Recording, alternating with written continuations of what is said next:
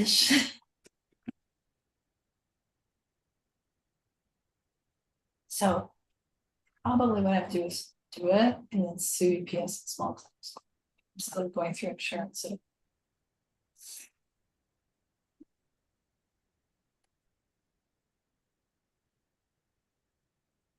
I didn't see any materials in the folder for the gallery bar. Were there materials?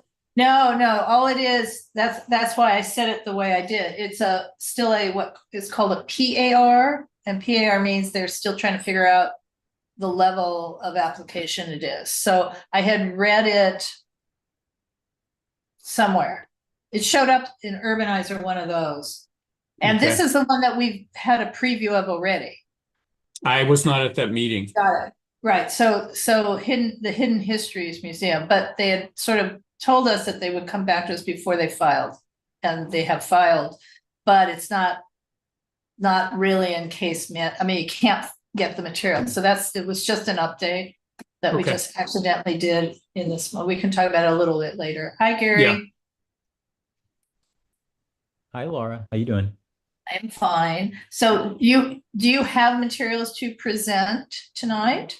Yes, I just emailed them to you about 2 minutes ago. So that's okay, but well, I'm not going to get them where I'm physically at. So are you able, if I make you a co-host, to do the presentation? Yes, yeah. I probably need about 5 minutes maybe. Just I figured you might have some initial comments or initial proceedings, but I can be ready in about 5 minutes. Well, yeah, I don't mean do it right this second. I'm saying that I'm at the real meeting, so I can't access my email and receive. Yeah. Yeah. I can share. Yeah, if you make me the host, I can share it. Sure. Yep. Right. That person tried to join. So, her name. I don't know. Yeah, I'm on the distance. Very quickly. You're gonna get it back. Yes. No, you don't need to. Also have this.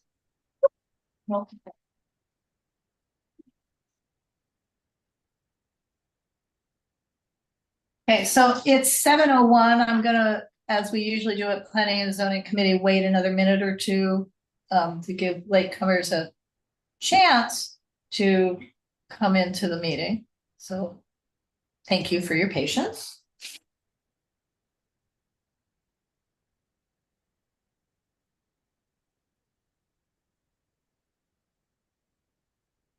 Take up so much room on the table.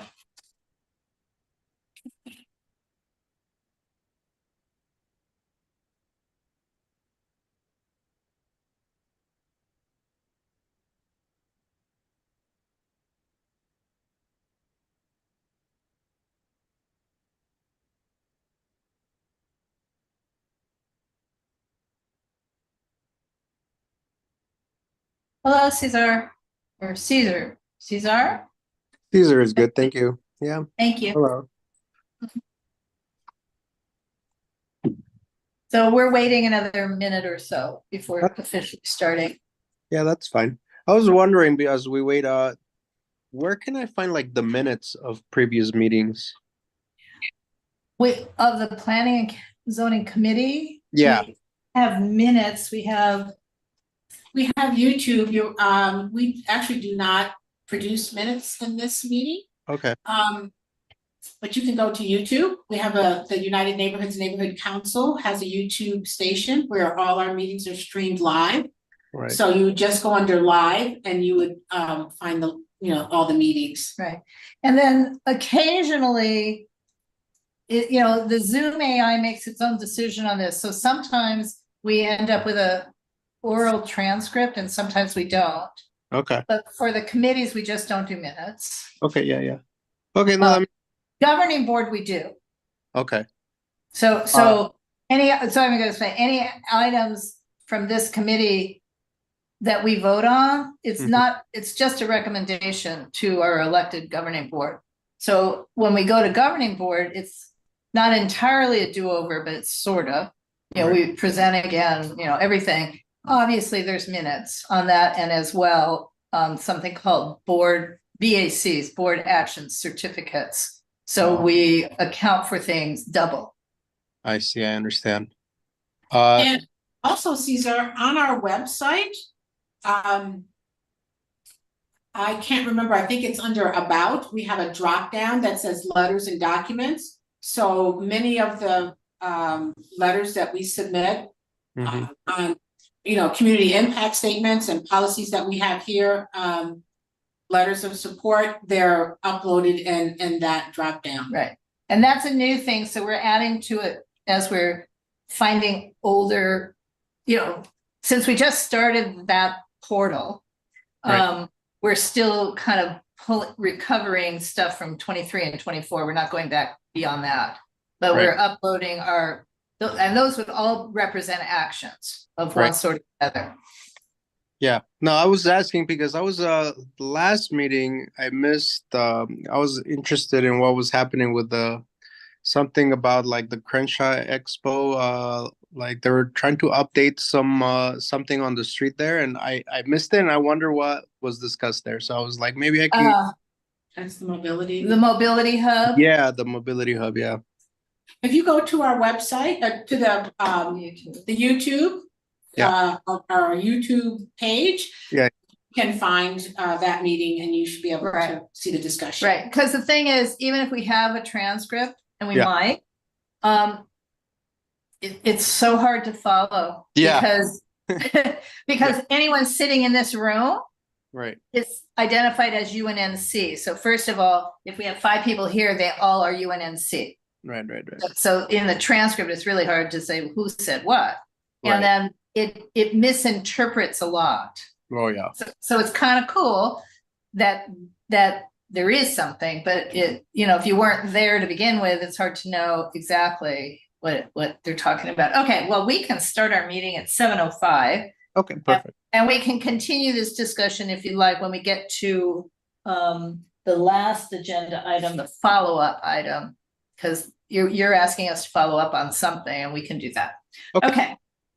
My name is Laura Myers. I am the chair of UNNC's Planning and Zoning Committee. I'm a board member, and I live in Angeles Vista, and I'm going to share the screen with our agenda for tonight and ask that people introduce themselves while I do that.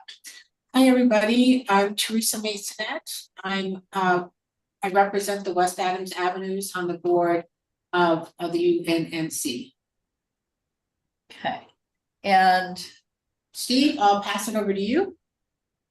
Hi, I'm Steve Peckman. I'm a community member in Jefferson Park for the last 20 years. okay, Caesar. Hi, I'm Caesar. I'm a member of the Jefferson Park community. I've been here for 4 years.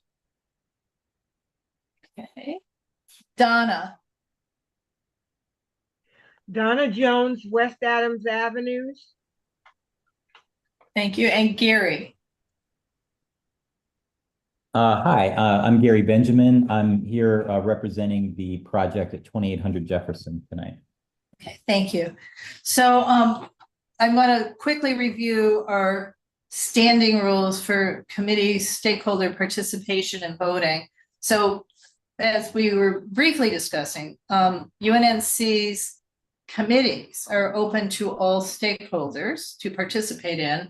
And by participate, we mean fully join in the discussion, ability to make a motion, ability to vote.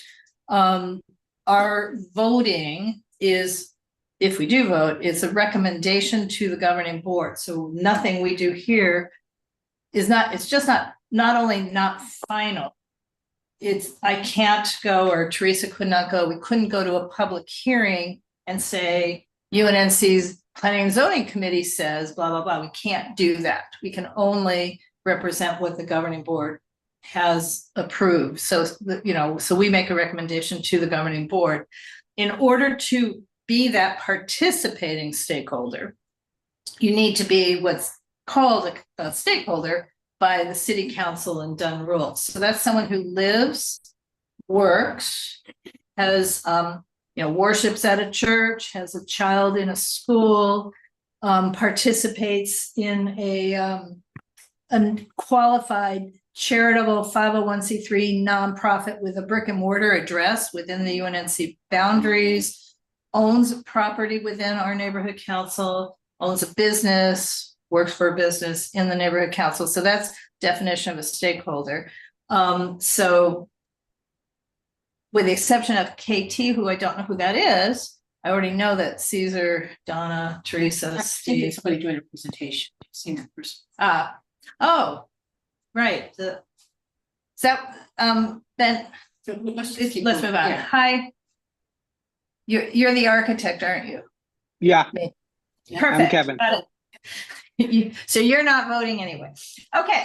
So what we have on our agenda tonight is what we just did, and then general public comments on any items not on tonight's agenda and within the jurisdiction of a land use committee. And then item 3 is a presentation of a project at 2800 West Jefferson. Item 4 is a possible community impact statement on yet another council motion. This one being a motion to ask building and safety to come up with actual rules, making a distinction between remodel and renovation projects versus demolition projects. And then number 5 is follow up to previous cases, anything that was on the early notification notices, old business.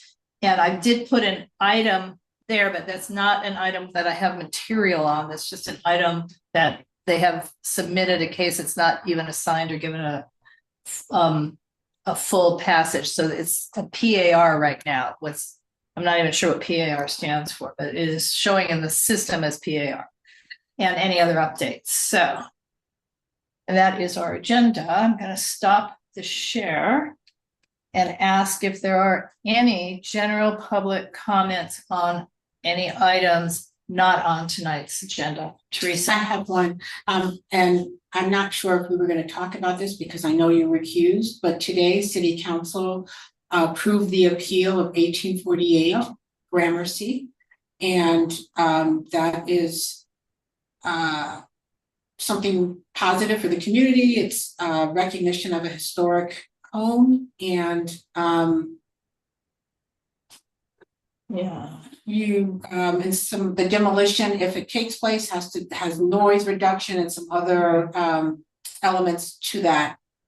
Yeah, I So- am recused from discussion. Yeah, so I just wanted to bring it to everybody's So attention. if you bring it up again under previous cases, I should walk out of the room. Okay, well, that, I'm not, Yeah, I mean, nothing else. I understand, but if Yeah. anybody has questions, we can't answer questions in general public comment, and then if it becomes something further, I will Yeah. take advantage and go into the back and get a bottle of water or something. Okay.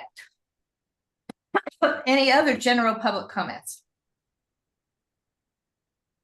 Okay, so moving on, the next item is case number CPC 2024-3112 DB PR VHCA at 2800 West Jefferson Boulevard, and it's a proposed mixed-use development. So going back on that string of numbers and letters, CPC stands for Planning Commission case. 2024 is the year. 3112 is the actual case number. DB is density bonus.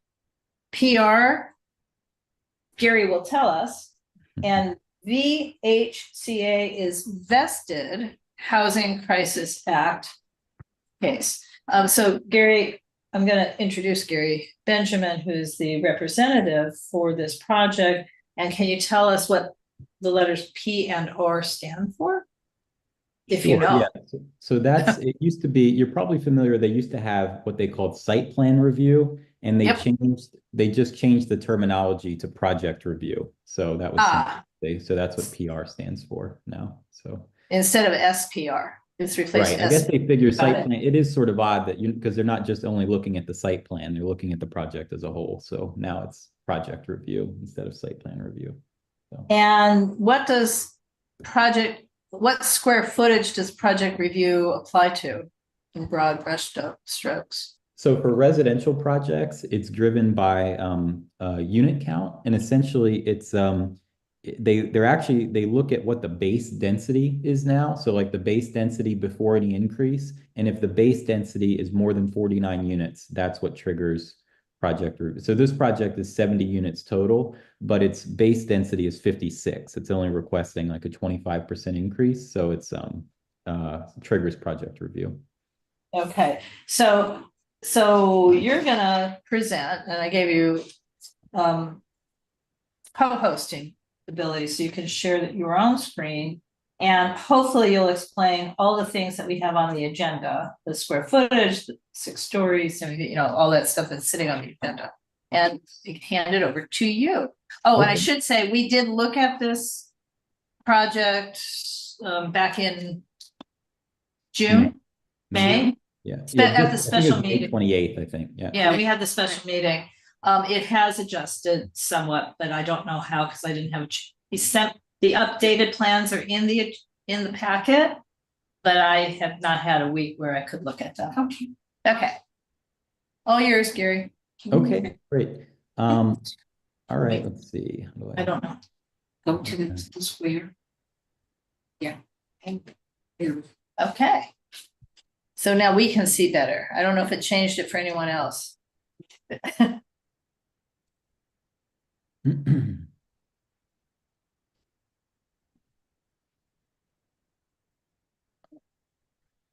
All right, how is the visual? Well, we can see it here. How's it for everyone out there?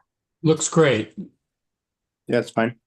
It's a black and white slide with Yep. white triangle going down to the bottom. Yep, very artistic. Yes. Yeah, I was gonna say, it looks like an elegant invitation. Yeah. All right. Well, thank you. Thank you so much. Again, I'm Gary Benjamin. I'm with a firm called Alchemy Planning and Land Use, handling the application and representing the project. And I'm also joined on the call by the architect on the project, Kevin Tsai of Kevin Tsai Architecture. This project, it's located at the corner of Jefferson and 8th Avenue in the Jefferson Park neighborhood. The site currently is occupied primarily by an auto body shop. It's being redeveloped by the family that has owned the auto body shop for many years. So they're seeking to replace that existing use with a new mixed use development, which I'll discuss.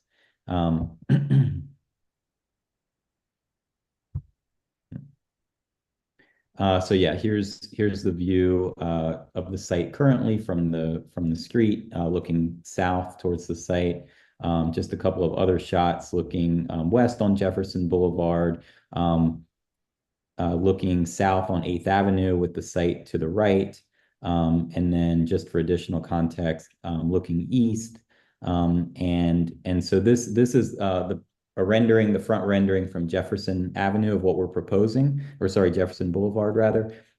So altogether, the project will be a total of 70 units. At the ground level, we're proposing a retail space, 2,000 square foot retail space. The project will also include 45 parking spaces, as well as 60 bike parking spaces, long-term, as well 8 bike parking spaces on the sidewalk. And then altogether, it will have about 6,600 square feet of open space. What you're seeing here in terms of the materials, we have a combination of stucco facade elements, as well as a wood tile element. And if you had some more specific questions about how that functions, the architect is here for more design-related specific questions. But that's essentially what you're viewing there is a more durable wood tile material. And then additionally, these recessed elements that you're seeing, these would be balconies with glass railings.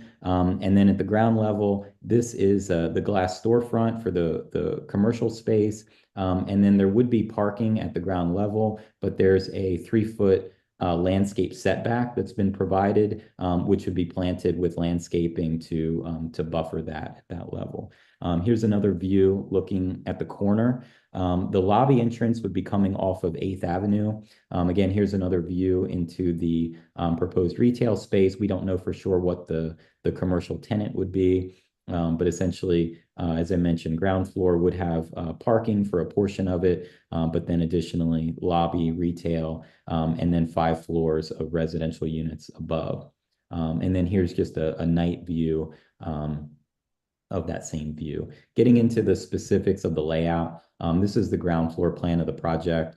So you can see right now we're calling it a restaurant, but it's really dependent upon the ultimate tenant for that site. So this would be a 2,000 square foot space at the corner with a recessed entryway, some bicycle parking we've provided there. The project will be providing a 1.5 foot highway dedication, which would go towards sidewalk widening along Jefferson, as well as this corner cut that we're showing.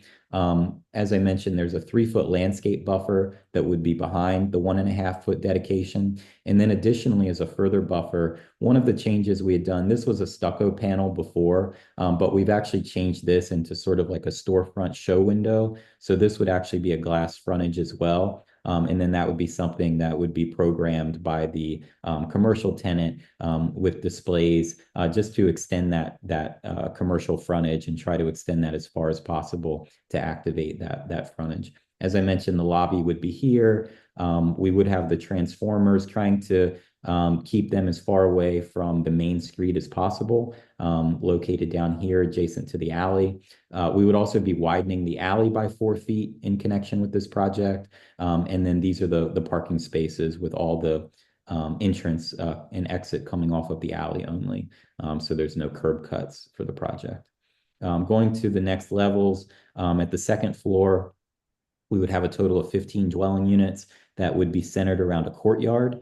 So this is about a 1,200 square foot common open space courtyard in the center. And then what we've done is at the ground level, the first floor, that would go all the way to the property line, the new property line adjacent to the alley. But then going up from there, we've set the building back a good bit. So you can see a 5 foot setback to the edge of this private deck, and then an additional 10 foot setback to the building itself. So these would be private decks that could be accessed by the units. And then going up from there, then it's 15 units on the next level, 14 on the next two on the next level, and then it's 13 on the upper 2 levels. At the rooftop, we also have a activated roof deck space, but we've sought to set that back pretty far from the perimeter. So that's been surrounded by planters to provide a buffer. And so you can see, this space would most likely be utilized for mechanical and other uses with the activity moved to the center. Yep, these are elevations, just so you can see the more technical view. As I showed before, the rendering actually had more solid panel wall here, but we have extended that glass kind of as far over as we could bring it. And then the materials that I had mentioned before in terms of the exterior wood tile, different stucco uses, and then the green screen fencing along the way, as well as the glass railings. This is the 8th Street elevation, which would also have a substantial amount of glass storefront at the ground level, the transformers here. And then we've tried to extend the same level of material usage and facade articulation that you saw in the renderings to the backside of the building as well. So those same moves that you were seeing elsewhere, we've done there, all except for at the actual ground level itself, which encloses the parking that I showed. And so this would be the entrance to the parking here, just coming off the alley. And then finally, this is just the internal side, which would be abutting another commercial parcel. So we expect somebody else would build right up to that. And then this facade would be set back a decent amount from above. In terms of the landscaping, this is that 3 foot landscape buffer I was talking about along the frontage. And then we would be preserving existing street trees and also adding further street trees. Altogether, we expect to be able to plant up to 6 street trees along Jefferson, or rather a combination of maintaining and planting, and then 3 along 8th Avenue. And then this is the landscaping for that second level courtyard I mentioned, as well as landscaping. I was talking before about how the ground level would go to the property line essentially. I believe it's set, and then, but then the actual residential units would be set back more substantially, which would allow for all of this planter here. So that would help to provide some additional greenery and buffer as viewed from adjacent properties. And then finally, this would be the roof deck landscaping I was describing, which would also help to buffer that use.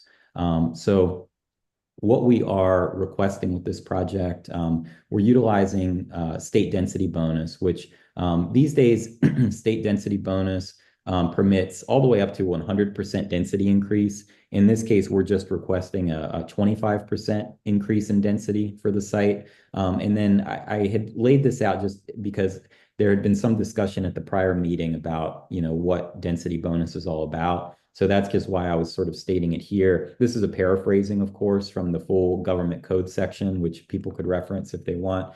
But essentially, under the current law, now you can get, like I said, up to 100% increase. And for projects that provide this amount of affordable units, you're allowable up to 4 incentives, which the cities are to approve unless they can provide substantial evidence that those incentives will not result in project cost reductions, or that there will be specific quantifiable impacts on public health and safety. And then additionally, waivers of development standards if the development standards would physically preclude construction of the density that's permitted via the state density bonus law. So we can get into the specifics of what all we're requesting, but that's the context of the application to the City Planning Commission. And then there were also some questions last time about the parking exemption.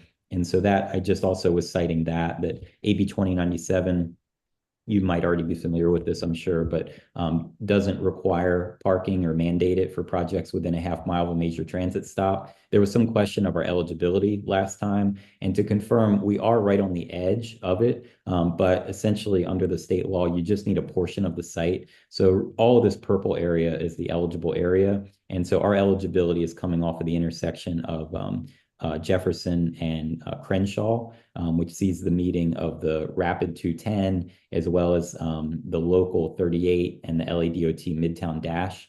We're not qualified based on the Expo line, but that's kind of just beyond the half mile. So that's also, something that is within walking distance of the site.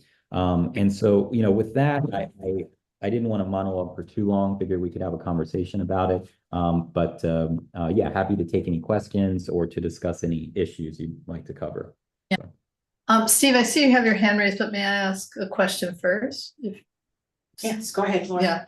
So Gary, I don't think I realized that you were required to do or asked to do any sort of dedication on Jefferson. And you're describing a 1.5 foot dedication, but which would be sidewalk. So I happen to know that when a dedication is required on Jefferson, it's usually 3 feet on either side, just because we've dealt with supporting waivers of that 3 feet on a couple of different projects. So I'm not understanding why it's 1.5. I'm not understanding why it's anything at all, since the city council has now passed a motion not requiring street dedications when it results in, sort of in and out of the sidewalks. So, and when it might result in impacts on trees. So can you explain a little better about the 1.5 feet and what you are or are not doing? I mean, will the street face, will this, what's that called? Street face, I guess, still be consistent with the entire street face up and down Jefferson, for example? Well, so let's see, I can pull it up. I was just checking again, like the specific details of that before the meeting. My Adobe is kind of, okay. So it's, yeah, I don't, okay. So here is, this is what's produced by the Bureau of Engineering here, if you're able to see that. And so it states that Jefferson Boulevard, it's supposed to have a standard half right of way of 40.5 feet. And Bureau of Engineering determined that we currently have 40 feet. So that's where that, I don't know why it keeps glitching, but that's where the one. Oh, that's what, But did they determine you absolutely have to do a dedication, even though the city council has now passed whatever it was, so that dedications are no longer required? So, I think. Yeah, I mean, Bureau of Engineering is stubborn, so that's Yeah. what yeah.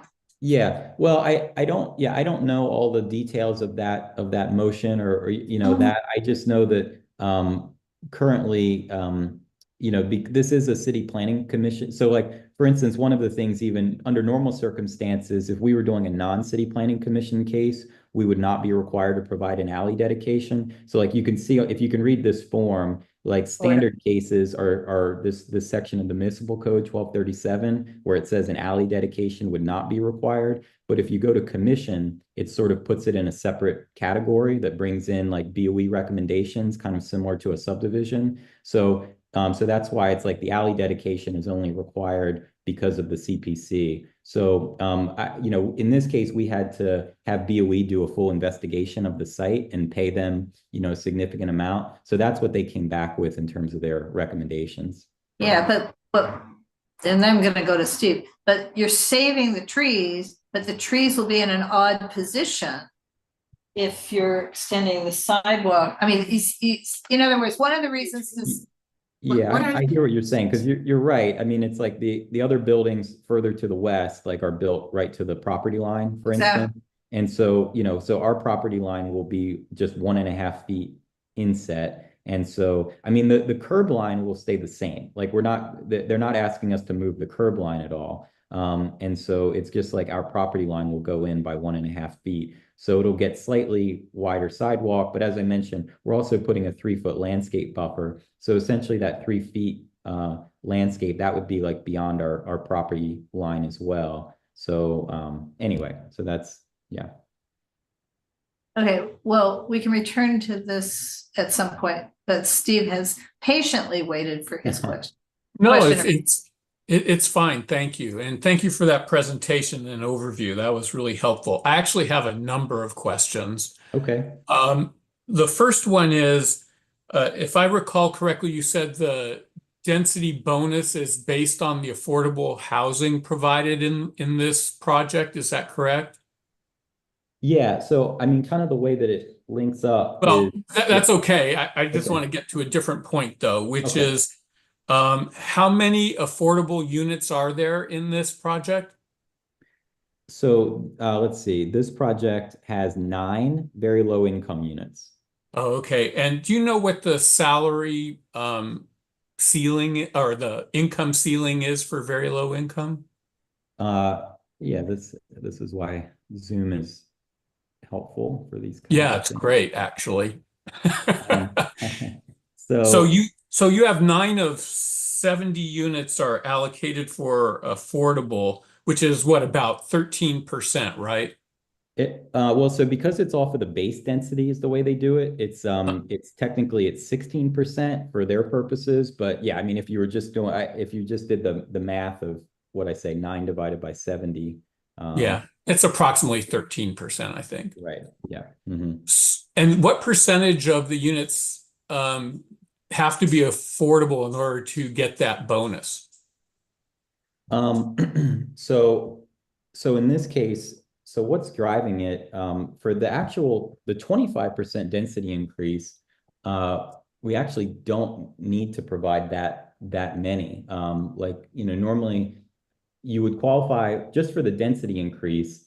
Like I don't have the exact number for a 25%, but I know for a 35% increase, it's only 11% of the base density has to be very low. Okay. But in order to qualify for up to 3, like minimum of 3 off-menu incentives is 15%. To qualify for 4 off-menu incentives is 16%. So that's why we're providing the 16%. It's the city, I think in general, that when you go to City Planning Commission, they prefer for you to, how there's incentives and waivers, they prefer for you to sort of max out your allowable incentives. But it's honestly, it's a little fuzzy, like as to whether that's actually mandated, but it's generally preferred that you provide that quantity of affordable and not try to provide a lesser quantity, I would say. Okay. And I have to say, I appreciate the parking spaces that you provided, even though, as I recall, in the documents you sent for the committee to review, you're required to have 0 parking spaces. Is that correct? That's correct, yeah. Yeah. So I think you have 45 parking spots. How many of those are reserved for commercial use? So that was a question that came up last time, and I mean, I think it's an answer that people aren't going to like to hear, which is that we found it challenging to have both a combination of residential and commercial spaces. And so the way that it's currently designed, we don't have any commercial spaces. All 45 were residential spaces proposed. Okay. And yeah, that's going to be pretty rough for a restaurant. Yeah, Well, it's gonna was be some pretty rough feedback for I received any tenant. previously, and Yeah. Laura just had communicated that to me separately as well, that that's not something that the group prefers. But I think the challenge that we had is that very often, residential parking, you tend to want it to be separate and secure.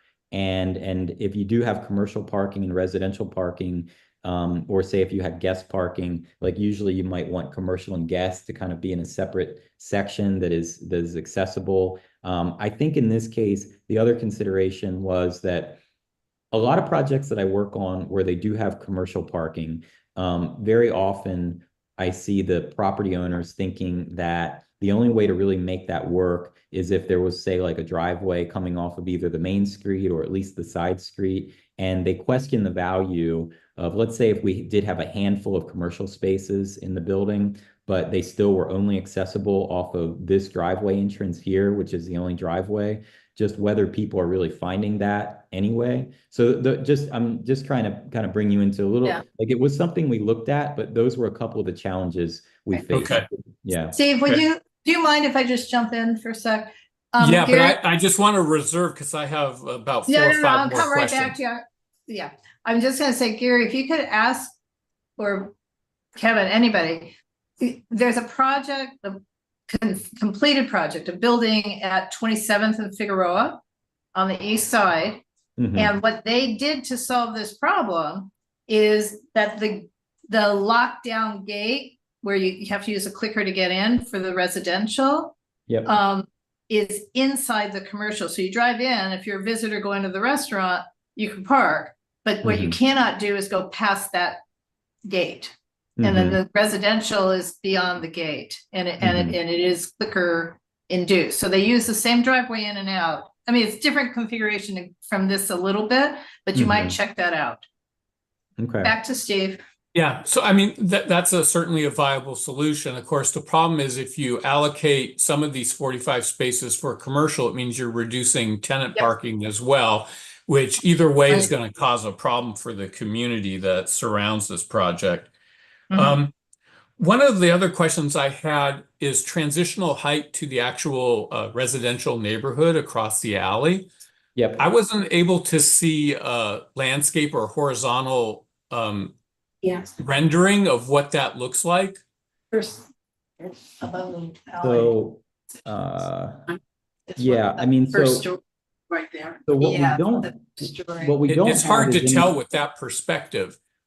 Yeah, I mean, so essentially, so this is the 8th Street side, and so then the alley would be here. So I mean, so essentially, what we don't have is sort of like a terraced or sort of step down approach here. But what we do have is what I was like, yeah, I guess we don't have the specific dimension on the elevations, but kind of what I was showing before. So from the property line itself, so there's the 4-foot alley dedication, because I believe it's a 12-foot alley currently. So currently it's 12 feet. After this 4-foot dedication, that would be a 16-foot wide alley. And so so after the first level, then the building would step back 15 feet for these levels here. So altogether from the property to the south, then before you actually start getting the bulk of the mass going up, then altogether that would be 31 feet away. But then it does go the full height of the building at that point. Okay. My next one is about the rooftop gathering areas. Yep. I recognize and acknowledge that you talked about having landscaping there. Mhm. But I was wondering, especially on the part of the rooftop that backs into the alley and again the residential, is Mhm. it possible to put up some kind of actual physical sound barriers? Kevin, are you still on the line? Um,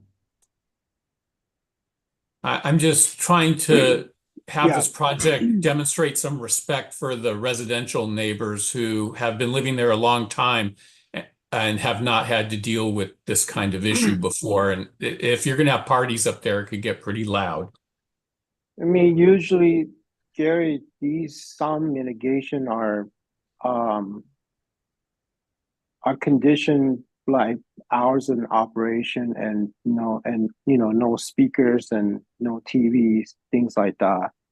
I mean, we as an architect, what we could do is we could probably just provide like when you say sound barrier would be more like a 5 foot glass top guardrail. Yeah, something like that, or even Yeah. higher, that would help mitigate the sound traveling because the sound is going to go down Mm-hmm. across the alley into the neighbors. And it having lived in apartment complexes where people gathered in the gathering areas, it can get very loud Yeah. without speakers or televisions. we, I mean, we have to provide guardrail regardless. So typically, guardrail is 42 inches. We can just make it 5 feet. You Okay. know, yeah. That would be helpful. My next question is, as I recall in your presentation, you said the transformers are at the rear of the property. I guess they're abutting the alleyway, right? yeah. Do those transformers make noise? Not They don't. not They typically. don't? Yeah. Yeah. Hmm. Okay, that's great. And then my next question is, and maybe this is more for the architect. So the community is principally turn of the 20th century craftsman homes, and Jefferson is principally, particularly to the east, turn of the 20th century streetcar commercial. I was wondering if you can comment on how the design of this building actually integrates with that environment, the existing environment.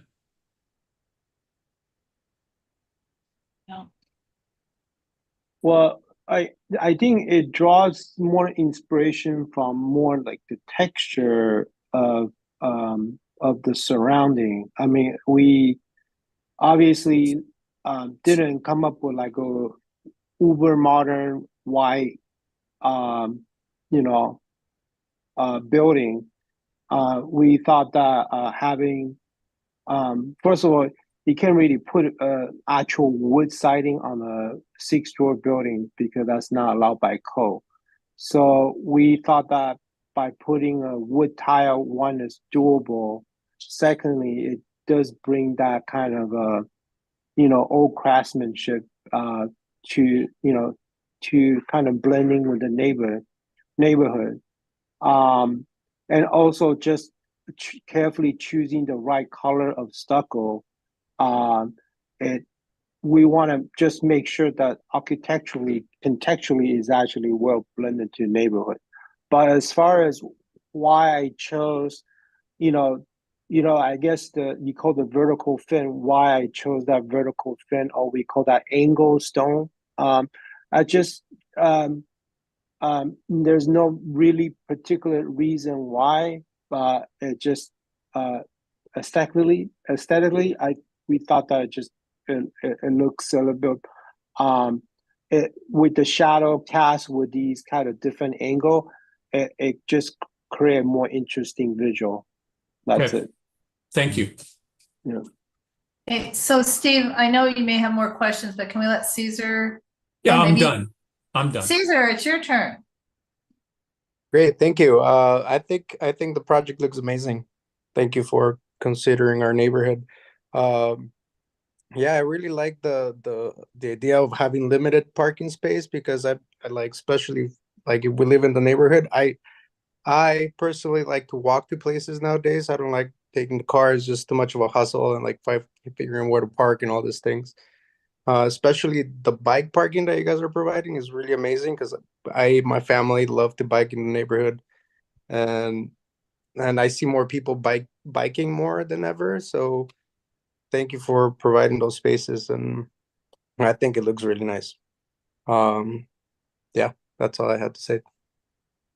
Great. Well, thank you for your comments. Appreciate it. So Teresa has a question, then I will have another question. Okay, I have two questions. So Teresa has her whatever number of questions, a conversation, it's okay, and then I may have a conversation too. I have a question about the wooden tiles. As we talk about the exterior, are those actual wooden tiles? Or are they going to be, some other tile that has the look of wood?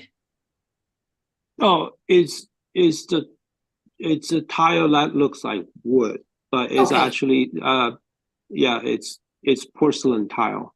Okay, But with the today's technology, they basically yeah, have they haven't printed had the look. the look. Yeah, Right. correct. So, so is it going to have a variegated color, or is it going to be a solid color?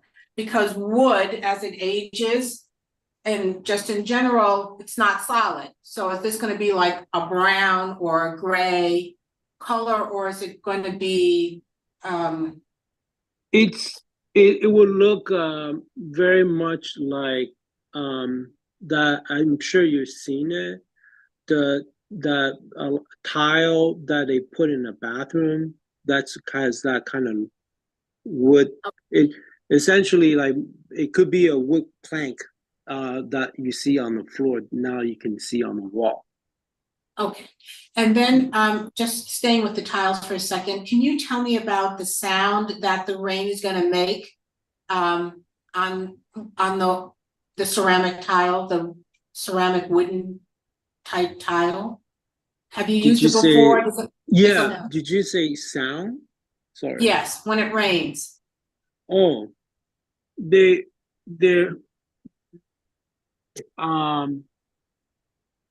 are you concerned about I never come across. I'm talking about the tenants, the actual tenants. So when it rains, yeah, and water hits the siding of a Craftsman, or it hits the siding of stucco, it has a particular sound. But when it hits the side of ceramic tile, it's going to have a different sound. I would say it's a little bit more like cast in place concrete, because it's the same kind of material characteristic, that it's a little bit more on a hard surface side. If that makes sense. So it's similar to kind of stone cladding on the building. I mean, like, for example, like the Getty Center, those limestone cladding.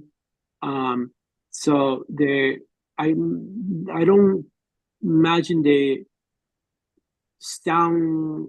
Yeah, I never thought that sound would be. I think the main thing here is that it's vertical, and so it's not. We don't have that on any horizontal surface. Like so it wouldn't be like a direct kind of like if you're thinking of like a metal roof or something, which is obviously like much louder than like a different kind of roof. I think in this case, yeah.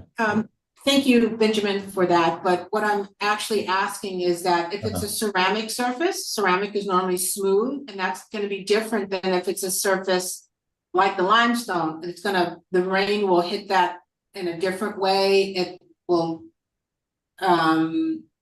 absorb the sound in a different way than if it's a flat ceramic surface. But you guys answered my question. The next one I have is about the courtyard. If you could bring that up, Gary, that would be great. Courtyard on the second floor? No, or that's no, not the roof, the courtyard. Will you have the trees that are there? Will they be in ground? They couldn't trees? They're above the parking. They're raised. They're raised. They're going to be raised in the courtyard level. Yeah, it looks like we're Right. showing like 6 foot dimensions for the planters. So they'd be like 6 by 6. And then, the height would probably be what, Kevin, like 36 inches, something like They're that. gonna be minimum 36, correct? So is there any way, I know everybody's concerned about parking, that we could reduce a parking spot so we could actually have an in-ground tree there? A tree that could be a significant tree. It could be a native tree that would bring birds or insects. It could be a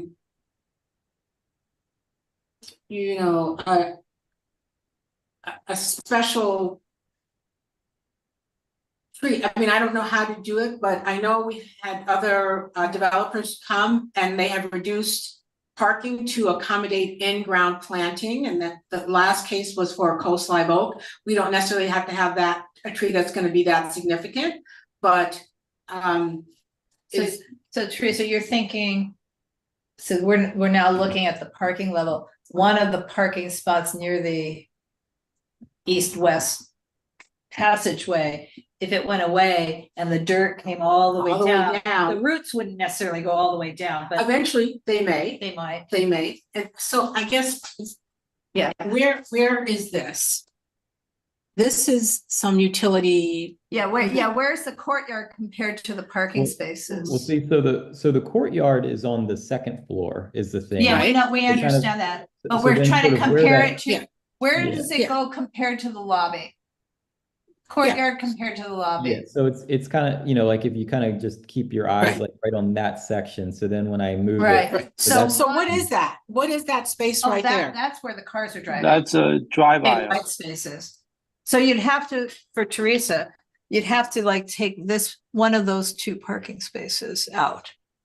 So you can't see what we're pointing to, unfortunately. It's just a question, I'm just asking, Yeah. have you identified the Or- trees that you want in planters for the courtyard? I didn't notice, sorry if it was in the landscape plan. I think I think that is identified, but let me so let's see, let me zoom in over. Yeah, because also that tree, right? Okay, So again, you- you guys can't see us, but Yeah. this tree right there Yeah, is over a parking space, and it's close to the lobby. So, okay, if you went back to, for our purposes, because you guys can't see what we're seeing. he's gonna identify the trees that they do have. Yeah. Just give me a second. Or are you able to do that, Gary? Yeah, so they're a combination of these ones that have the more like reddish color on them. Those are Yeah. berry trees, and then the other ones are Say it again, Gary. So it's a combination of strawberry trees and then also what they're calling sweet bay trees, which it says Laurus nobilis is like the Oh, Latin name. We like that one. Yeah, that's a native tree. How is it gonna grow? How's it gonna grow? Because they can be very large. Okay, is the one next to, do you see how there's one tree kind of almost adjacent to the lobby? I mean, I recognize it's one level above the lobby, but you see the one tree on the east side of the project? Yeah. that one. If is that the Laurel Bay? The legend is a little they're pretty similar. So I'm having a little bit of a Well, it time doesn't matter. determining which Well, is which. here's Yeah. where it doesn't matter. Can you now go back to the parking level, please? Yep. Sorry to make you Yeah. run around. Well, I guess it's I'm Yeah, go all the way down to the parking. landscape, I guess, has Okay, provided this. so as you well. see Yeah. where the lobby is now on the parking level, and there's one parking space right behind the lobby, Right there, right there. Whoop, no, No, back east, right there. there. I think that's where the tree is. So it's possible, maybe, sticking to the plan you have, you'd have to have a better view of it than we do here. Mhm. If that parking space was eliminated and it's all dirt, that you could get a bigger tree. A I nicer mean, it's an tree. interesting idea. So essentially what you're proposing is sort of like an atrium that's coming up from the ground floor with a tree coming up to the. Well, you wouldn't necessarily, it'd be a big box of dirt, I guess.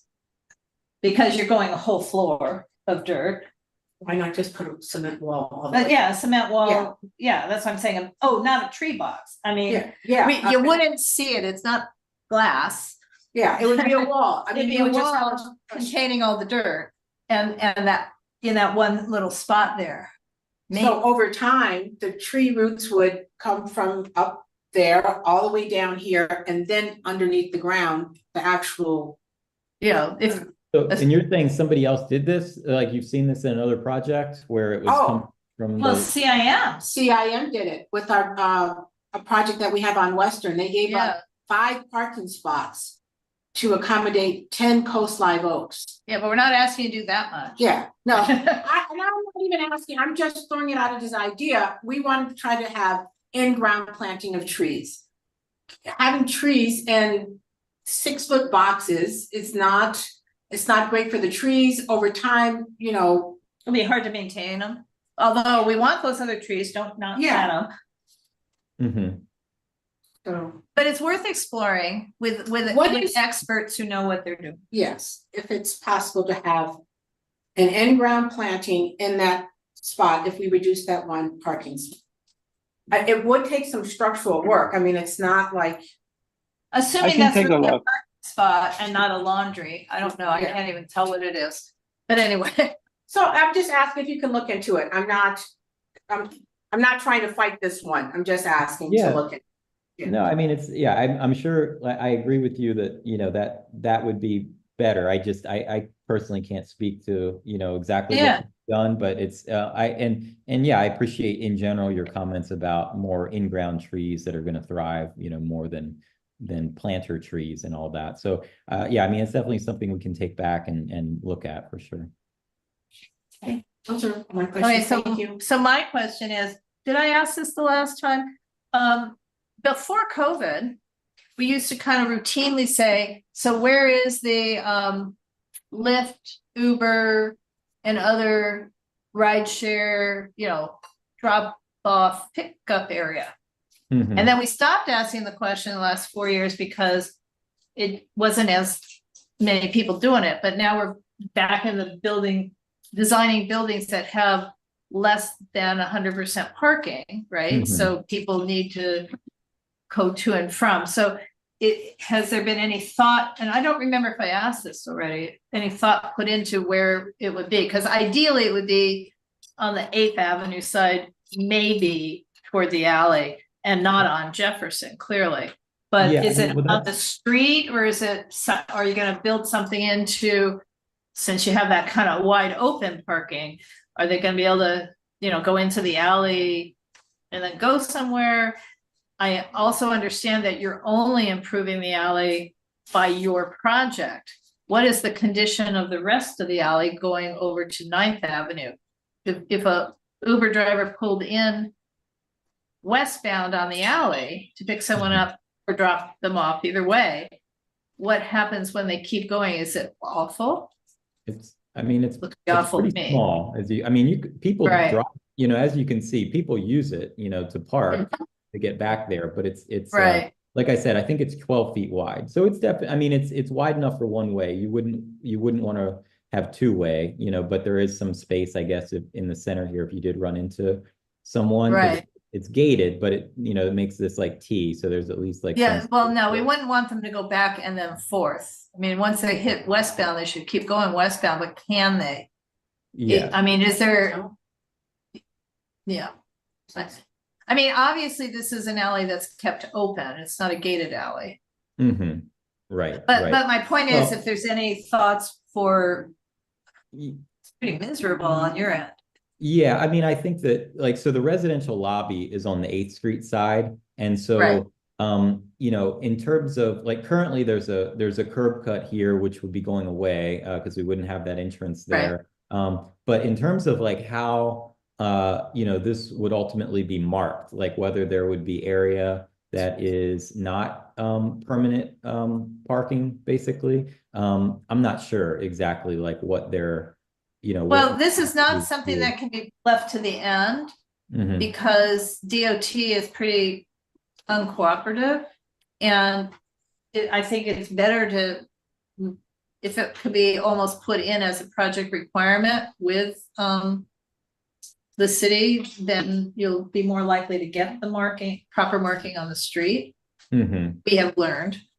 over time, because at the end, DOT says, hey, we don't like anything, we'll paint it all red, which would work fine for Uber and Lyft, but not so fine for anybody else. Yeah, I mean, they have red, so it's currently, as you all know, I'm sure it's there is a parking lane along Right. that frontage, and then they have painted red at the corner, just for the Well, sort of that's not good for Uber Lyft on Jefferson. It would have to be Right, on 8th. right. Have to Yeah, be on- and so right now there's no parking here or there because it's got the two entrances. Yeah, So, like, that's not really what I'm addressing. yeah, Here's yeah. what I'm addressing. We've had some projects as they Mhm. near completion, having never discussed anything with DOT, suddenly wake up some Monday morning, DOT painting their curbs red because it's not pre-planned. Mm. So if the idea is that the best place Mhm. for passenger pickup, loading, unloading, which is a white curb, not just an unpainted curb, but painted white Yep. for 1 car length. That should be part of the project requirements that you ask the planning commission to put on it. So DOT can't surprise you, the project manager at the end, Okay. and threaten to withhold the certificate of completion until, blah, blah, blah, because this has happened. I see. And you've got a commercial space with 0 parking and a residential space with, 50% parking, about, maybe a little more, but I think it's really good that you're doing the parking, but I'm just saying DOT has been equally difficult to work with.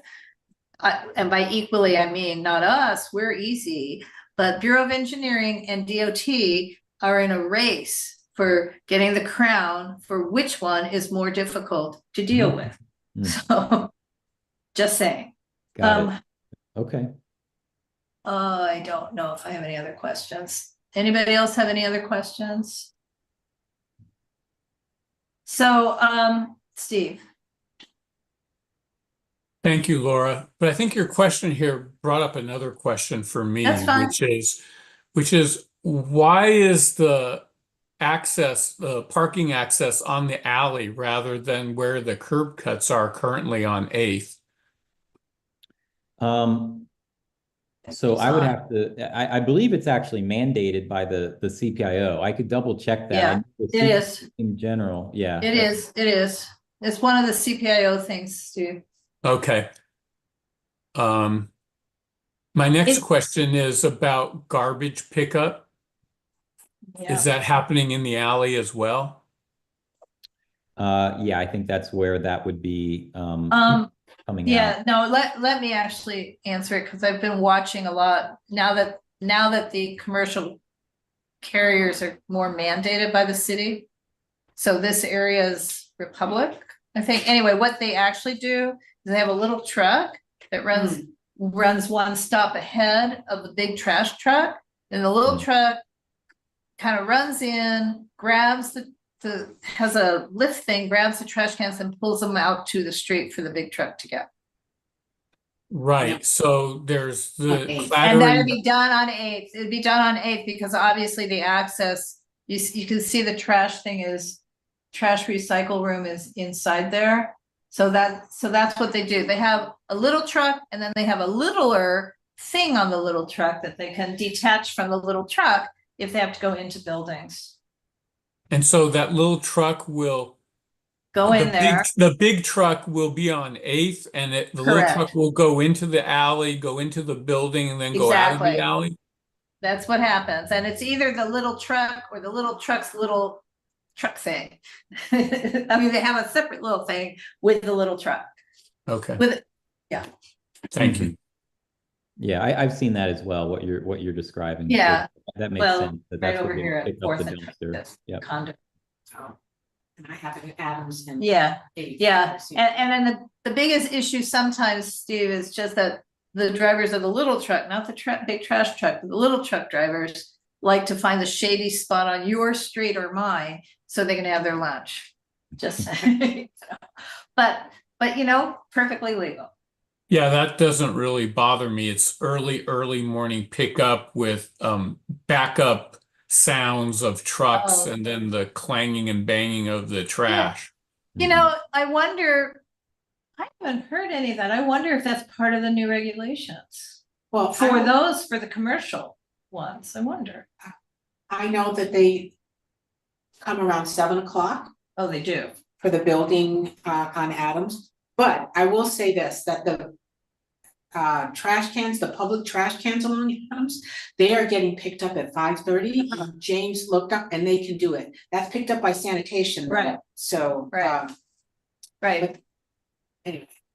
You know, Steve, I think basically the building owners get of these bigger buildings get probably more complaints from their tenants than the individual homeowners along the nearby streets. You know, the building owners are the ones paying the bills, so I think they probably are not requesting that they come very early. Yeah, I mean, I said that as a double negative. They probably don't want in their buildings or near their buildings really early in the morning, and certainly not at night. Well, you know, so I'm concerned not only about the neighbors on the other side of the alley, but who will be our new neighbors and members of the community who live in the building. Right, and I'm saying, I think the property manager and the owners are gonna object to that because they will get complaints from their tenants. You know, it won't be pleasant for anybody. It's after 8. It's after 8. We do have another item. Did you have another question? I'm sorry. We need a motion. We do.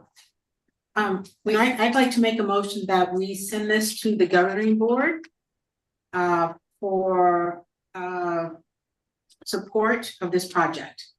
Right. Oh, yeah. Oh, no. Yeah, no, that's fine. I just have something more to ask. Oh, no, go Gary. ahead. Gary, did you have a chance to talk to your planner? As you know, Isaiah, and find out what he thinks the actual timeline is? Yeah, let me let's see, let me double check. What was the last thing he said? I think, I mean, I'm pretty certain that it's I was emailing him about a couple of things, so let me just make sure. So I think my understanding is that so we It's have not on tomorrow night's agenda. Good. Go ahead. Yeah, so we have not even had like our initial hearing yet for this one. You know, it's like No, that's not, we're not asking Oh, about when it oh. goes to CPC. We're asking when the initial hearing is.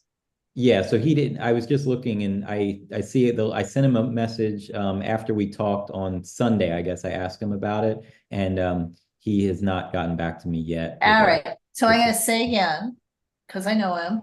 You Mhm. have to bug him. Yeah, You really do. Because he's not gonna get back easily. yeah, But we need to know in advance of the initial hearing, not Mhm. just in advance of the planning commission. Because the way it would Yep. work best for us is that we have the ability to go to the initial hearing, because frankly, there's no time limits yeah, at that hearing. And at planning commission, depending on what else is going on in that day, and neighborhood council will get more than the 1 minute anybody else in the public may have, but we may not get more than 3 minutes. So, you know, so, Yeah, so, But he doesn't want. I When think do we our think- preference. I mean, is it gonna? well, it's not gonna be before December. What's our December date? December 5th. December 5th. You don't think it's gonna be before then? I know it's not gonna be before that, Oh, because okay. they have a 25-day December 5th. notification. Okay, so what, yeah, we know it's not gonna be before December 5. Correct? Right. So yeah, but so I think like it would be good to try to have it at that meeting, because I think it Yes. could take place in December. should he I come don't think back it'll be here? before that. So yeah. Mhm. What about Steve's suggestions? I'm sorry. No, I think we built we're having a little conversation here. Teresa had made a suggestion. Steve had questions/suggestions. I don't remember Steve making suggestions. Yeah, there was the suggestion about the sound barrier on the roof, Oh. activated roof space. Do we, well, Gary, here's the question. Mhm. I mean, you obviously have clients, you haven't talked to them. The sound barrier seems absolutely doable, and I think we just want to add that as a condition. The tree should be explored. Right, But- and that's not, And ditto, the drop off, pickup should be explored, yes. Yes. But I know that Steve did request, and I think Yes, the that's architect right. said they could do 5 feet. correct. It's 42 inches, but they could go to 5 feet. So I feel we could just do that motion, and if something has really changed, we could revisit. That's when we could have another meeting between the public hearing and And- the commission. Okay, So, but I'd rather not make Gary come repeatedly, nor do I want to spend another hour and some. okay. That's okay with everybody. Well, there's not a lot of everybody's here. It's just that Caesar left. Yeah. Oh, Donna's And here. Donna's here, so, So it's okay, just so I the four make a of us. motion that we support this project, with the condition that they, put the sound barrier at 5 feet, at 5 feet, Right, up and- on the, roof deck. correct, And, that they further explore. they further explore an in-ground, planting, reducing 1 parking space and, putting in an in-ground tree. And that they explore the drop off, How to do, how to accommodate, pick up, drop off for ride shares? ride shares. Yeah, And is there a second? yeah, is there a second? That should probably not be me.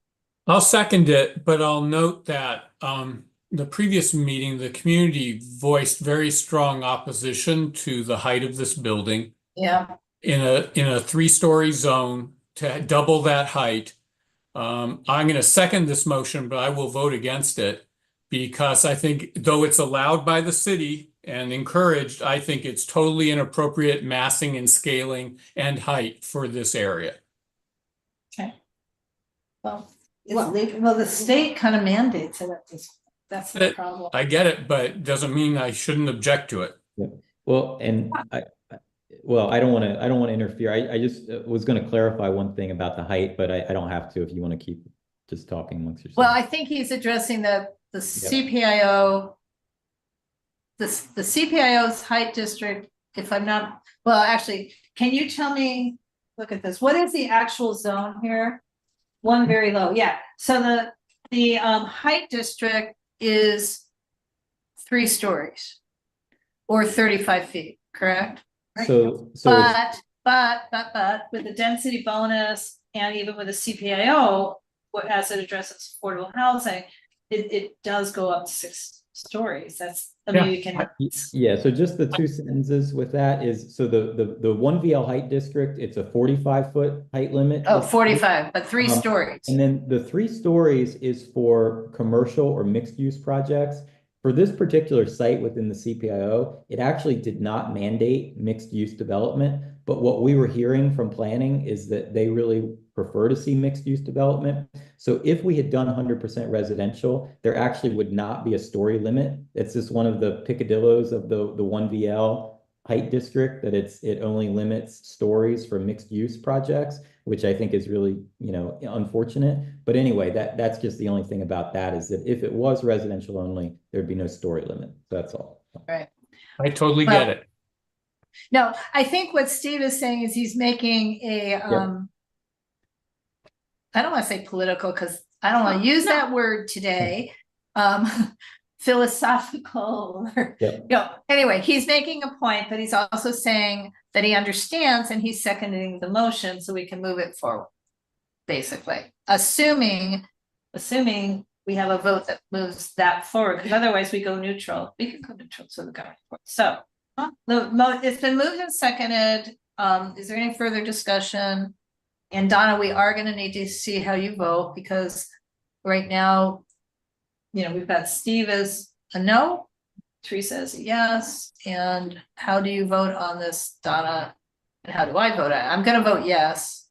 And Donna, are you with us? I'm with Steve. Okay, so we go with a neutral. Okay. We can go with a neutral. I mean, we can take it forward with a neutral. What is a neutral? I mean, either we're supporting it or we're not. Well, either we're supporting these additions or we're not. I mean, that's the issue, really. I mean, how do we ask them to put conditions on it if we don't I have don't a think- motion. I think what Steve is saying is that even if they do these conditions, He's gonna oppose. he's gonna oppose, and Donna's with Steve, so we cannot move this forward with the letter of Well, support. No, we can't. That's what I'm saying. We have to move cases forward to the board. We can, My problem is our neighborhood is always wanting to go with helping. Like Steve says, even though the state says one thing, we can say we don't or we don't agree with. So I'm gonna Yeah, follow along. Donna, that's a true statement. What I'm saying to Teresa and you and Steve is we don't not take a case to the board. No, but we do. So Steve, you can make a motion saying that we do not support this project and we recommend to the board that they do not support the project. I mean, it's not, I just don't know why we would go. Well, because you voted. Well, I think it's, Yeah, I think it's it equally. didn't- Go ahead. I hear you, Teresa. I think it's equally appropriate that this committee could go to the board and said that this was the motion. It was a split vote, 2-2, but this was the motion with the requirements. Yeah, And let the board make the decision. Right, I'm because fine it's- with that. Okay, right. okay. And had Caesar stayed, he probably would have voted Yeah, He but would have he- totally he's supported it on from board. what he said. from what he said, but he just, Okay, so Yeah. we'll take it to the board with the split vote. yeah, I Yeah. think that's fine. It's fine. I think it's a very reasonable thing to do, and it's a demonstration that the community has concerns about these kinds of projects within Jefferson Park that has one of the largest population densities in the city of LA. To make it even more dense is, in the minds of many people in the community, inappropriate. Right, Okay, but I mean, Okay. we can't just stall them. No, And- no, it shouldn't be stalled. well, I'm just saying, we just say no. I mean, that, we've said no to projects before. Well, Why, but- Laura? They stall them all over the valley. They stall them everywhere in the valley. Yeah, Why are but we always the ones that go along? Donna, Okay, Donna, because stalling this doesn't get us anywhere because the It got city. them somewhere. They don't have any. Now, let me finish my thought. The city planning department will still have a hearing. And I think we want to be able to participate in the hearing. That's why. And if the board has a similar split vote, this has happened. I have gone to the planning department hearings with a split where somebody wins and somebody loses, but it's so close, like 8-7 or whatever, that's what I report. That we had people express concerns, these were the concerns, we did vote in favor or we did vote to oppose, but here's what the actual vote count was, this is why. It's a perfectly fine way to go to that hearing, okay, and I've done it before. it is 8:15. Okay, and it's 8:15, so Gary, Great. Thank you you heard the very gist much, of it, Gary. please keep me up to date, but probably it'll be the December meeting. It won't be the December meeting if what you hear is that the planning department intends to have its hearing, not CPC, but its Mhm. staff hearing in February. If that's the case, we're gonna defer this to a January meeting. But otherwise, you're welcome to come in person to our December governing board meeting where we will have a holiday celebration and good food, as well as a few agenda items, Yeah. including most likely this. Got And it. it will go very quickly. Because we're gonna be hungry. Dolores will be complaining if it doesn't. Okay, although. All we'll right. be- I'm not Okay. sure. Thank you very much, Gary. Okay, All right, well, Kate. thanks so much. Appreciate your time. Thank you so much. Bye-bye. Yep, thank you. Bye. okay. The next item on the agenda is, do I need to share the motion? Yeah. Or no, I mean, do I Share need your to? statement? Did you share- write this? I did. Okay. Okay, so I'm gonna talk about the motion and I'm sharing something that I wrote, so this is not a vetted thing at all. I did discuss it with one person who kind of knows about this kind of stuff. That's, but in any case, there's a recent city council motion by Bob Blumenfield and seconded by, I can't read it. Can't read that at all. Here, let me see. Current price. Current price, okay. Basically requesting that building and safety do a report, because they're always being asked to do a report with the assistance of the planning department and the Bureau of Engineering and the city attorney to better define the difference between a demolition project or a major remodeling project versus a major remodeling project. And that is because there's been all kinds of incidences around town, including our neighborhood and including nearby, West Adams neighborhoods, where somebody applies for a remodel or a renovation, but all that's standing is the chimney, or all that's standing is a little piece of the foundation and one vertical stud. And then they build something completely different. And it's not really a remodel of what was there before. And you have an incident of that went even farther on 13th Avenue. We still have a vacant lot in the HPOZ. We had a situation on 23rd Street in Arlington Heights, which essentially a single family house, historic, is no more. Its chimney remains, but it's a brand new house. It's still a single family house. It's cute, but it wasn't a remodel. There was an incident on West 36th Place, which is not within the boundaries of UNNC, of a beautifully restored craftsman home sold to a developer. And again, they applied for a remodel permit, and there's just nothing that was left, and it's now a triplex of some sort in the very modern, contemporary style. So this is apparently so serious that when the HPOZ ordinance was revised a couple of years back, the planning department revised within the ordinance the definition of what is a demolition. But that only applies in HPOZs. So anyway, so I drafted this council file response. So I'm saying in the motion, the city council is requesting that building and safety evaluate and explain the differences between a remodel and a major renovation. UNNC considers this to be very important. We have seen a number of situations here and nearby where the builder or developer has applied for remodeling, but in the end, the entire building was removed and replaced with new construction. The municipal code section 12.23, non-conforming building and uses, requires that remodels maintain at least 50% of an original structure's footprint to qualify. So that's from the motion at city council, which went on to say that it's imperative that for transparency, the motion, it's imperative for transparency that, this be explained, because it's just not happening. I went a little further and looked up, because we get all these notices now of demolitions. Oh, yeah. And so here's a sample. We get notices in our UNNC mailbox all the time. I don't even know which one that is, but it cites a different code section. So 6 years ago or so, the city passed this ordinance that created section 91.106.4.5.1. But that requires that building and safety notify the neighborhood council, the city council office, and put a posting on the site saying, a demolition is impending, and gives you a 30-day. We never see these. Very seldom. We use this. These are mostly garages being changed to ADUs. I know. Okay, we'll talk about it after. Yeah, we'll talk about that after. We see them I only bring them forward here if it's the whole house instead of a garage. Anyway, We side had one note. of those behind Teresa at Right. that house. Right. Exactly. Well, And that's- I received it too, because I'm adjacent. Right.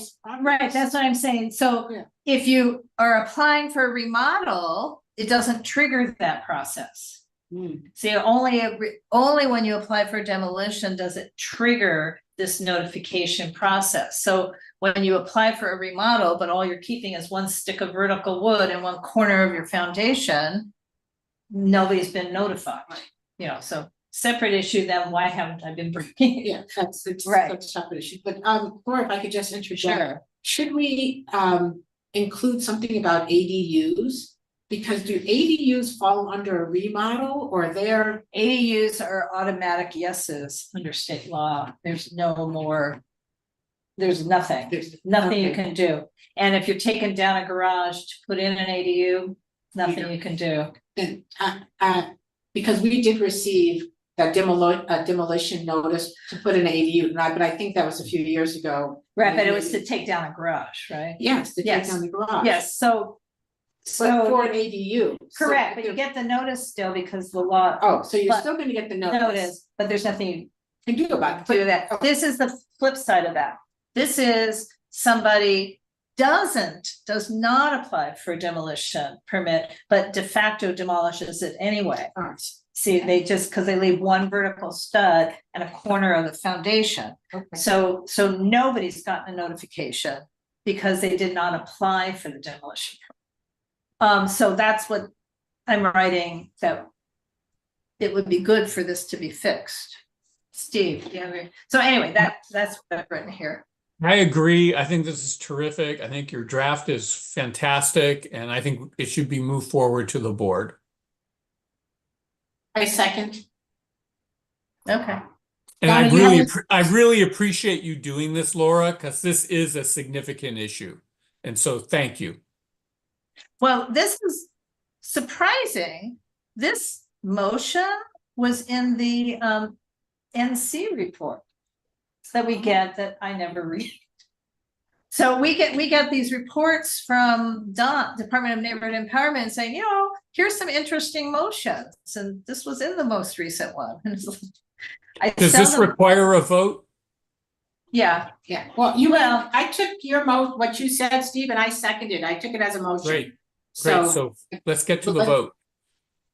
All in Okay, favor? well, normally what happens, someone makes a motion, someone seconds, and then we have discussion. Oh, sorry. So, that's okay. I don't want to forestall discussion. Is there but any I don't know, discussion? Donna, do you have any other comments, Donna? No, that's it. I agree. Thank you. And definitely it's needed.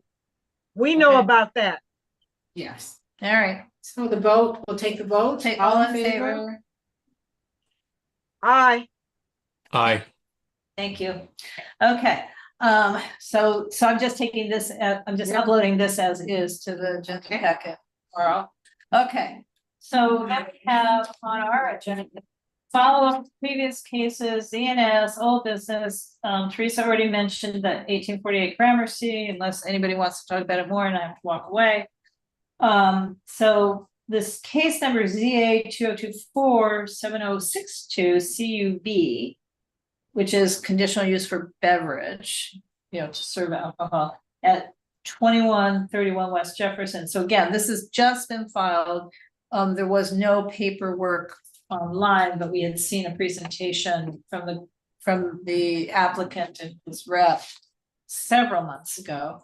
And it's in the Hidden Histories Museum, which I think doesn't operate really as not very public either in Jefferson Park, but looks pretty from the outside with a nice mural. They have already have physically a big bar that the prior owner of the building had built in the space. And so he wants to be able to, from my memory, he wants to be able to serve alcohol when they have gallery events.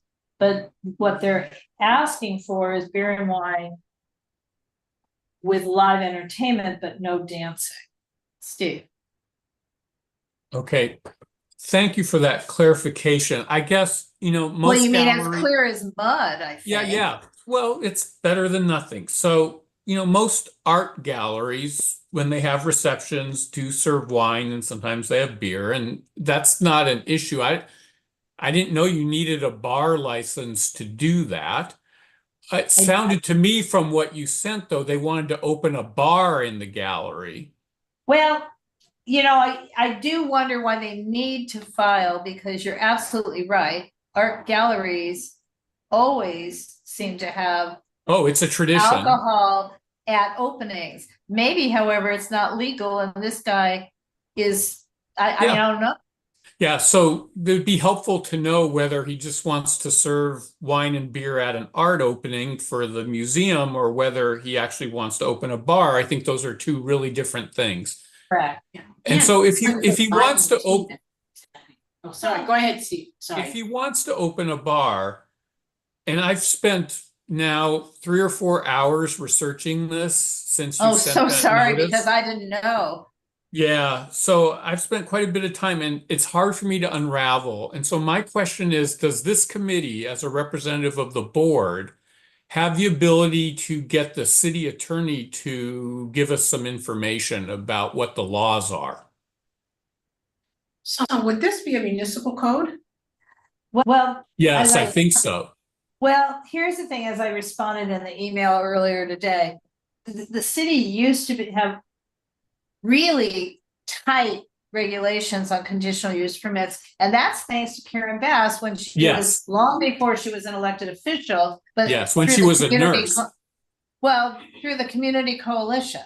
Mhm. And they lobbied very hard to add lots of conditions in South LA in particular. Yes. Alcohol, mostly on liquor stores, but on alcoholic venues. So about maybe 10 years ago, the ABC cracked down and said, wait a minute, that's not your job.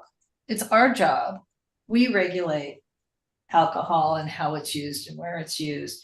So you can have conditional use permit requirements, but what you can't do is this long list of conditions that you Yeah. used So I would like to know the rules on that, especially before, we have a public discussion with the Yeah. applicant. And there are a variety of reasons, but principally there's a public library 180 feet from the site.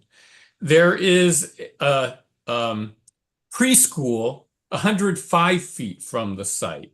There is a park approximately 100 square feet, 100 feet from the site, and there is a liquor store 2 doors down, and there's a church right across the street. There are a lot of sensitive activities going on with children and other people directly adjacent to the site. And so if there are rules about opening bars in such an environment, I think it would be very helpful for this committee to know those Yeah. rules prior to a discussion. Yeah, the zoning administrator is the most likely person to know the current rules because this is a zoning administrator case. In other words, maybe a request to the actual zoning administrator whose name is escaping me. It's the guy that, It's a gal. not the Kukasai? No, the zoning zoning, administrator. oh. That person could assign someone Okay, so. to respond, but I mean, I can send, if you guys don't mind, I can just send an email. That would be helpful, at least for You know, me, in I mean, trying the to thing is- untangle this. The thing is, we used to have Go ahead, Donna. Laura, didn't this man come to a meeting? yeah. Yeah, So I remember. this is not a big surprise, and nobody was Yeah. sitting there opposed. I mean, people Yeah, were.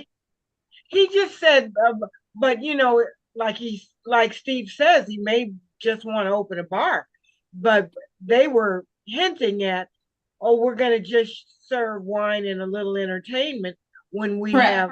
It's not a real bar, but they're Yeah. making us buy as if we're a bar, something to that effect. But Yes. I think to Steve's point, most art galleries and certainly museums as well, when they Yeah. have events. And again, if they're that's also- what if he's only doing that for his art But events, you know what?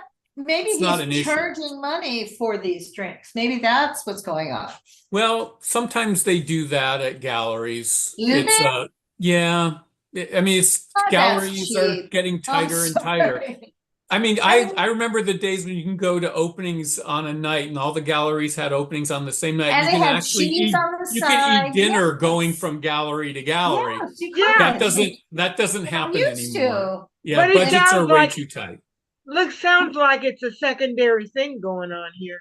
Okay, If, well, the if he thing has, is- if he is opening a bar as a commercial interest as part of the museum, Okay. these are my concerns. If Okay, it's just serving wine and beer at an opening periodically, I don't have the same concerns. Okay, here's the deal. I've forgotten who it was. I have to track backwards in my emails. or wait till the actual application's uploaded, so I have contact information for anybody. Those are the two choices. We need to we've never voted on this, so we need to schedule it here. But in the meantime, I am happy to send out a request to the zoning administrator, saying, we want to know generically, not about this case, so I'm reaching out to you and not to the assigned zoning ZA. Okay. So that we don't muddy any waters. What are the current rules? Because last time we had to pay attention to any of this, they had just gotten, hand slapped by the ABC and had to reduce all the rules. So we can do something like that.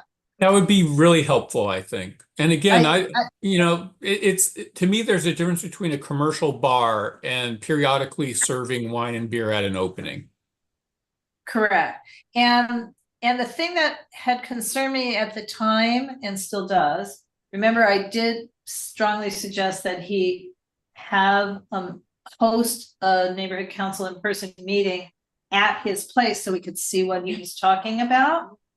And we haven't heard from him. I mean, in other words, this doesn't feel like your usual museum, hidden history museum, nor art gallery, because they're never really open to the public. And that might be fine for this. If it's really that much of a, semi-private clubby atmosphere, maybe we don't care. Different reasons to care, but maybe we don't care about this. Might care as a community that we have the opportunity to have a nice cultural institution that is only open to some. That seems icky. Well, yeah, that would be his choice as the proprietor of that business. Understand. But your point's well taken. And again, I think we could at least get some guidance, and that will help us for this case and any other cases that come up in the future. Correct. Okay. Is there any other anybody? And just to Donna's point, I was not at the previous meeting where that was discussed, and I apologize for that. But since this isn't really a case yet for us, I think it's good prep. It's good prep for us to do this. Sure. No, and I've been intrigued by the name of it, of the institution, Hidden History Museum, and I've been wondering when's it going to be open? When is it open? What are they showcasing there? It's been a long time. Yeah, it has. I don't think it's closed. I think it's I think it's just more private. If it's a private club, it's a private club. Yeah. Okay. So does anybody have any other? It's a speakeasy. Not so It much has one of those sliding things in the door Yes, where yes. you have to tell the password. Yeah, the password. Okay. Yeah, I could. Okay, I'm trying to see if I can adjourn the meeting and turn off the YouTube without necessarily turning off everything else. But I'm in favor of adjournment. Me too. Good night.